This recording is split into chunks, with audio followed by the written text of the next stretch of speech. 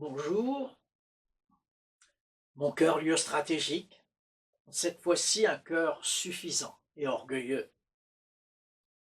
Le récit est en 2 Chroniques au chapitre 16, 7 à 12. C'est un roi, le roi Asa.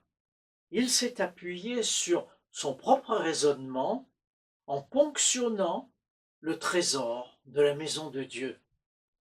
Puis il ouvre des tractations avec le roi de Syrie. Malheureusement, il perd la bataille. L'armée du roi de Syrie lui a échappé des mains. Il a agi par lui-même, sans consulter Dieu, sans s'appuyer sur l'Éternel. Contre le prophète, lui rappelant ses erreurs, il s'est violemment irrité. Il refuse de reconnaître sa fausse manière d'agir. Quelque temps plus tard, ensuite, pendant sa maladie, il ne cherche pas l'Éternel en vue de la guérison ou pour comprendre les diverses difficultés. De suite, il consulte les médecins. Dans toutes les situations, Dieu a été ignoré. Sa volonté a primé, oubliant les possibilités infinies d'intervention de l'Éternel. Au fond, il a oublié qui était Dieu. Il est centré sur lui-même. Son cœur est suffisant, orgueilleux.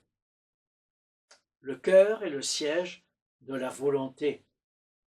À propos de l'Assyrien, Ésaïe écrit: ce n'est pas la pensée de son cœur, car il ne songe qu'à détruire, qu'à exterminer les nations en foule.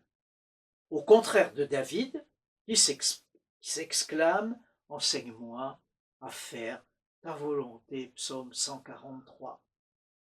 Troisième constat, notre cœur est le lieu de décision de nos choix.